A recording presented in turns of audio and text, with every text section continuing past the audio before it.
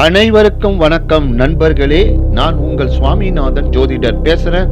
இன்றைக்கு வைகாசி மாசம் ஆரம்பிச்சுடுத்து.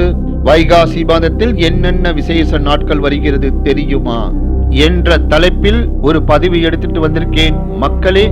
அதற்கு முன்னாடி நம்ம யூடியூப் சேனல்ல யாரெல்லாம் சப்ஸ்கிரைப் பண்ணியோ சப்ஸ்கிரைப் பண்ணுங்க, ஷேர் பண்ணுங்க, லைக் பண்ணுங்க. இப்ப பதிவுக்குள்ள போயிடலாம். வருடத்தை 6 காலங்களாக வகுத்த நம் முன்னோர்கள் சித்திரை வைகாசி 2 மாதங்களையும் இளவேனில் காலமாக பிரித்தனர். வைகாசி என்பது விசாகம் என்றும் கூறுவதுண்டு.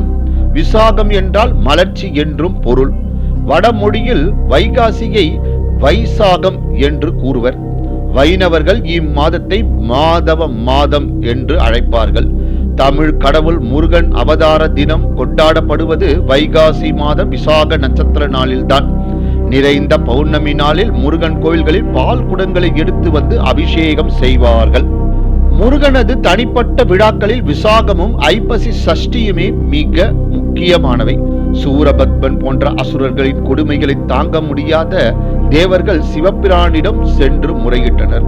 உடனே அவர்களை காத்தருள சிவன் தன் நெற்றிக் கண்ணிலிருந்து 6 தீப்பொறிகளை தோற்றுவித்தார்.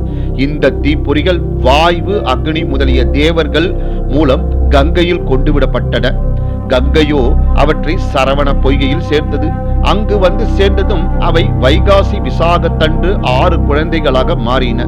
கார்த்திகை பெண்கள் அக்குழந்தைகளை வளர்த்தனர். 6 முகம் கொண்ட முருகன் தோன்றி தேவர்களை காத்தருளினார். வைகாசி விசாகம் நாளில் முருகனை வழிபடுவதால் நம் பகைகள் யாவும் தொலைந்துவிடும் என்பர்.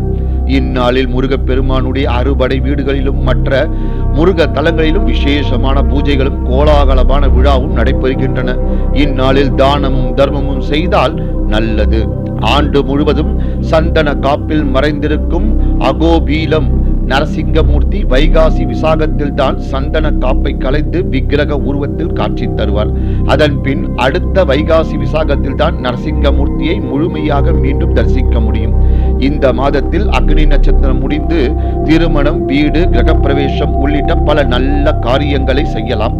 திருமணம் செய்ய, சீமந்தம் செய்ய, காது குத்த நல்ல நாட்கள் உள்ளன.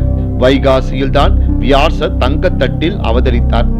இந்த மாதத்தில் தான் நம்மாழ்வார், சேக்கிழார், திருஞான சம்பந்தர், காஞ்சி மகா பெரியவர் ஆகிய மகான்களின் அவதாரம் நிகழ்ந்துள்ளது.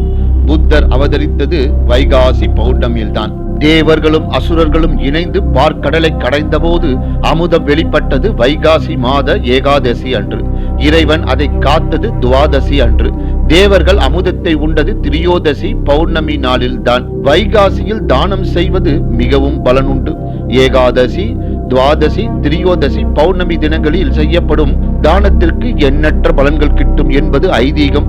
இப்படி சிறப்புமிக்க இந்த வைகாசி மாதத்தில் நம்மால் முடிந்த தானத்தை செய்து பகவானின் அருளை பெறுவோம்.